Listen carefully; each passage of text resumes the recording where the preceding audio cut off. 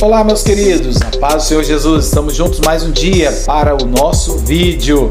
É o nosso quarto vídeo falando sobre o avivamento que eu preciso. Se você ainda não assistiu, os demais vídeos estão organizados aqui em uma playlist e você poderá assisti-los, compartilhar, comentar e Deus falará com você de uma maneira especial. Agora, com a ajuda do Pai, do Filho e do Espírito Santo de Deus, eu quero fazer uma oração com você para que nós possamos entender aquilo que a palavra do Senhor quer nos ensinar através do avivamento que eu preciso. Amém? Vamos orar? Amado Deus, querido e soberano Pai, eu te agradeço pela oportunidade de estarmos juntos em mais um vídeo. Que o Senhor possa abrir nossa mente, nosso coração, nosso entendimento e que possamos guardar, Senhor, aquilo que será ministrado neste vídeo, em nome do Teu Filho amado, Jesus. Amém. Meu querido, então nós vamos à nossa referência bíblica que está aí no livro de Daniel, capítulo de número 2, verso de número 28 até o versículo de número 34. É a palavra do Senhor que diz assim: Mas há um Deus nos céus, o qual revela os segredos. Ele, pois, fez saber ao rei Nabucodonosor o que há de ser no fim dos dias. O teu sonho e as visões da tua cabeça na tua cama são estas. Estando tu, ó rei, na tua cama, subiram os teus pensamentos ao que há de ser depois disto. Aquele, pois, que revela os segredos, te fez saber o que há de ser, e a mim me foi revelado esse segredo.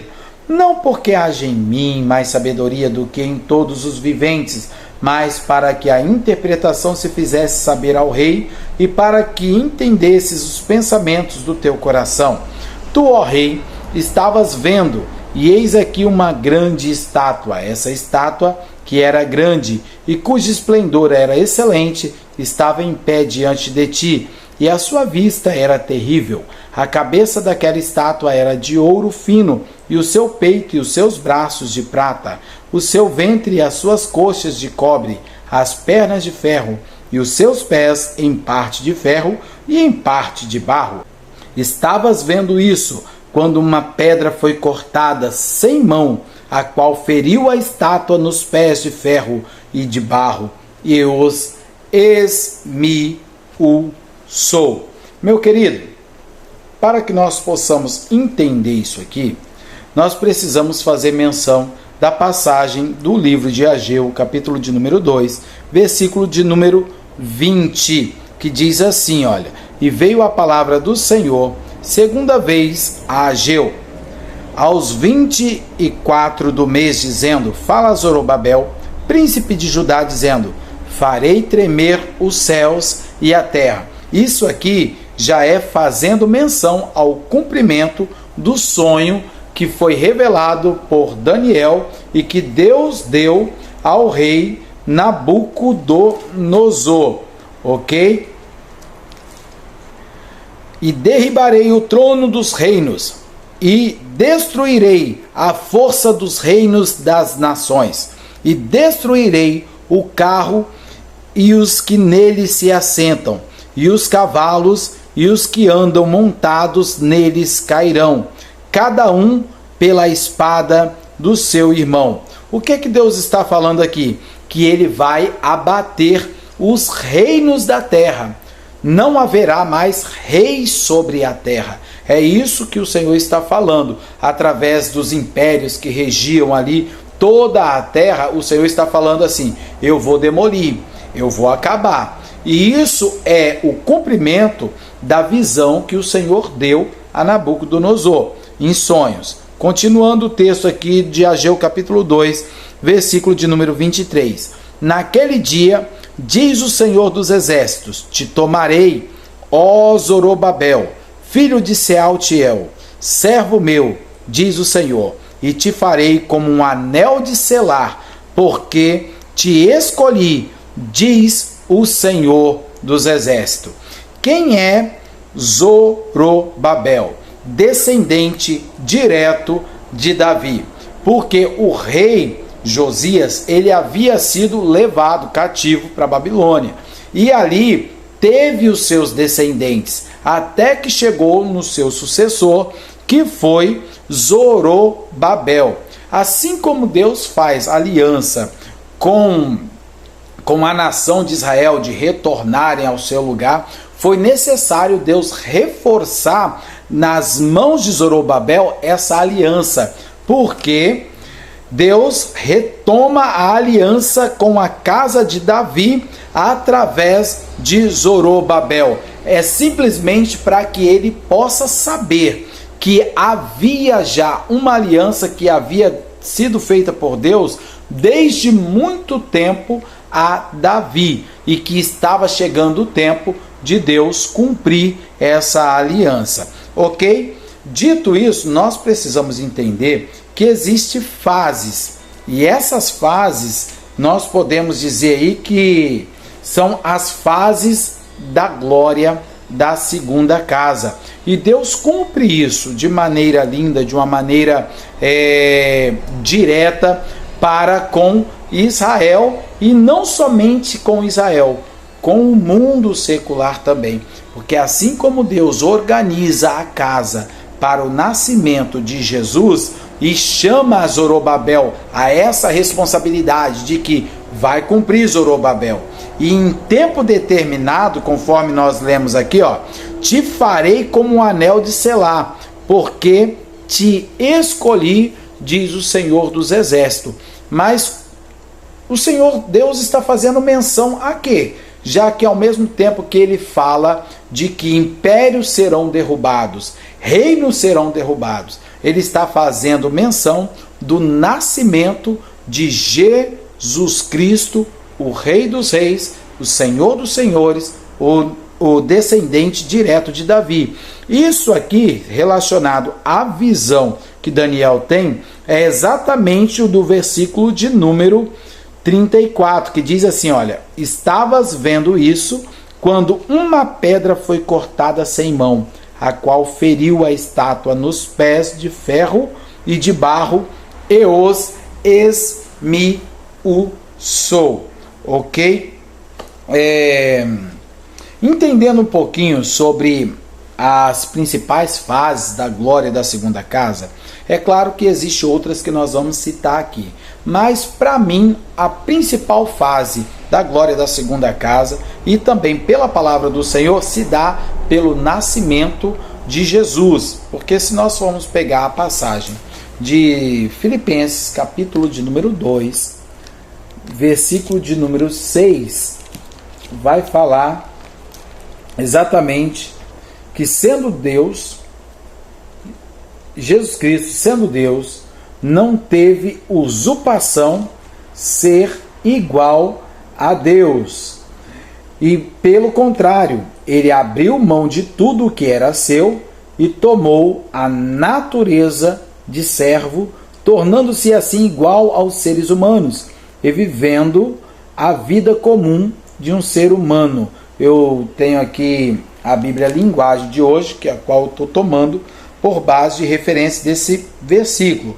A segunda fase da glória da segunda casa, que eu escrevi aqui na minha apostila, se dá pela revelação de um plano de salvação e a sua consumação para todos os homens. Jesus, ele revela o plano de salvação, como que dando ali o início à sua morte, porque ele diz assim, Mateus, capítulo de número 12, verso de número 40.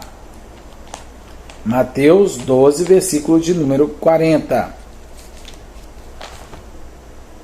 Porque assim como Jonas ficou 3 dias e 3 noites dentro de um grande peixe, assim também o Filho do Homem ficará 3 dias e 3 noites no fundo da terra. Em João, capítulo de número 3, versículo de número 14, diz assim, assim como Moisés no deserto levantou a cobra de bronze numa estaca, assim também o Filho do Homem tem de ser levantado,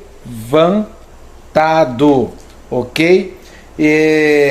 Então Jesus, ele faz menção do início desse plano de salvação na vida do homem. O terceiro ponto aqui dessa fase principal seria a revelação de uma glória futura, ou seja, vida eterna para com Deus. João, capítulo de número 10, versículo de número 10, parte B, diz assim, ó: mas eu vim para que as ovelhas tenham vida, a vida completa. Em algumas versões vai dizer: eu vim para que tenham vida e vida com abundância. O início da vida abundante se dá quando o homem recebe a Cristo como único Senhor e Salvador da sua vida. Aqui Cristo está revelando o plano da eternidade. Quer a vida eterna? Aceita Cristo como único, suficiente Salvador da sua vida. Quer vida eterna? Primeiramente, não existe outro caminho, porque eu sou o caminho, a verdade e a vida. Todos que entenderam aquilo que Jesus estava dizendo, automaticamente começou-se a revelação da eternidade. E a gente já disse isso aqui em outros vídeos, que a glória da segunda casa se dá pelo próprio Cristo entrando no templo, né? Se nós formos pegar aí as referências bíblicas do livro de Lucas, capítulo de número 19, versículo de número 45, e diz assim: e entrando no templo, começou a expulsar todos os que nele vendiam e compravam, dizendo-lhe: está escrito, a minha casa é casa de oração, mas vós fizeste dela covil de salteadores. Próxima referência, Marcos, capítulo de número 13, verso de número 1 ao versículo de número 3.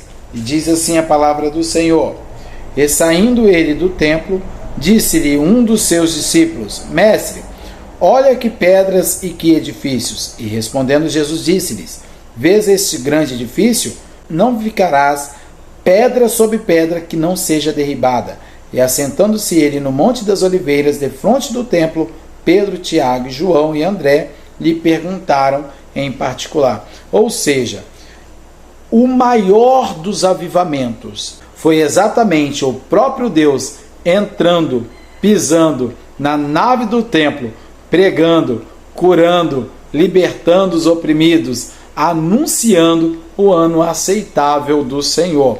Aqui estava a glória da segunda casa. Se lá atrás o que era visto numa coluna de fumaça já trazia glória, já trazia poder, já trazia restauração, imagine agora o próprio Cristo entrando no templo em Jerusalém, anunciando o ano aceitável do Senhor. Foi uma coisa muito linda, ok? Continuando aqui com a nossa apostila, nós temos aqui uma observação que Deus deu início ao seu plano de glória da segunda casa.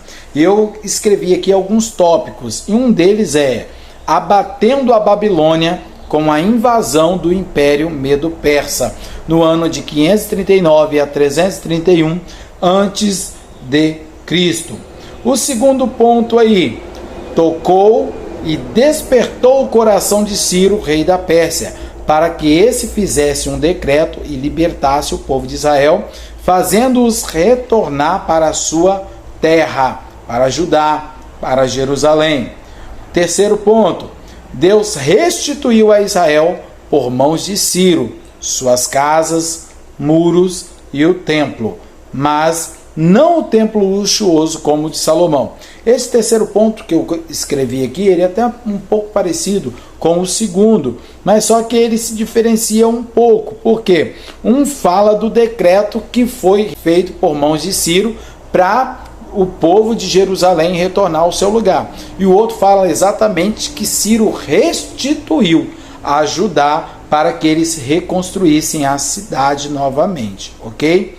O quarto ponto aí: o povo está bem, habitando em casas luxuosas, mas as obras do templo são paralisadas, são abandonadas. Gente, aqui eu quero falar uma coisa: o zelo pela casa do Senhor é importante. Muitas das vezes a gente começa muitos projetos na igreja em relação à construção e a gente paralisa por falta de recursos, por falta de dinheiro mesmo, por falta às vezes de mão de obra, de desejo da gente querer ver a obra de Deus finalizada. Outra referência de 2 Crônicas, capítulo de número 7, versículo de número 15, está dizendo que agora estão abertos os meus olhos e atentos os meus ouvidos à oração deste lugar. Então a casa do Senhor, o Senhor está com os olhos sobre ela, contemplando tudo o que acontece por ali. Então ela é chamada de casa de oração e nós devemos zelar pela obra do Senhor. Amém? O quinto ponto aí, o Império Grego se levanta em 331 até 146 a.C. e ele é abatido após a vitória romana sobre os coríntios na Batalha de Corinto em 146 a.C. Legiões romanas saquearam e queimaram a cidade grega de Corinto, ok? O sexto ponto aí a ser observado, que o Império Romano se levanta, mas muitos fundem esse império e tendem a fazer uma liga entre o império anterior e o império atual, que seria o grego-romano. Mas o fato é que um é ferro e o outro é barro. E não precisamos ser expert em química para sabermos que ferro e barro não se fundem, não se ligam, ok? E dado as crises econômicas e sociais, fragilidades acentuadas nas fronteiras, a miscigenação e mistura de raças, nós podemos ver que isso acabou enfraquecendo o Império Romano também aí, causando a sua divisão. O sétimo ponto a ser observado, que nesse cenário já havia uma homologação acerca das crenças e das religiões e acerca da filosofia. Pelo que em Atos, capítulo de número 17, versículo de número 16 ao 19, o apóstolo Paulo ele está ali no Areópago. E ali há um cenário de vários deuses e um culto sendo feito ali a cada deus. E no altar do Deus de Israel, simplesmente estava escrito ao Deus desconhecido. E Paulo pega ali a oportunidade e prega, sobre este Deus desconhecido. Então ali nós vemos que há uma junção de vários deuses, já há uma homologação acerca das religiões e das crenças filosóficas ali. E o oitavo ponto escrito aqui na minha apostila é exatamente nesse cenário que Cristo nasce, cresce e prega seus ensinos, ou seja, o Evangelho, cumprindo toda a lei, fazendo menção do culto litúrgico, que é o caso do templo, e ao mesmo tempo pregando a todos de igual forma, a todas as pessoas. A glória da segunda casa é maior porque não está mais limitada a um único povo, Israel, mas a todos os povos, raças, tribos, nações e tantos que estão perto e longe. E ela não se estende apenas a uma glória terrena, mas uma glória eterna no Pai, no Filho e no Espírito Santo de Deus. Amém? Então, meu querido, aqui nós entendemos que ficou na história uma ramificação. O avivamento para Israel e o avivamento chegando para o mundo. Se para Israel seria eles retornarem à terra e terem todas as suas posses, os seus bens restaurados, para o mundo seria o nascimento de Cristo. Era Deus cuidando de Israel para a linhagem do Messias e ao mesmo tempo era Deus preparando o mundo para o nascimento de Cristo. Amém? Este foi o nosso vídeo de hoje. Que Deus em Cristo abençoe a sua vida. Fica na paz do Senhor e até o próximo vídeo.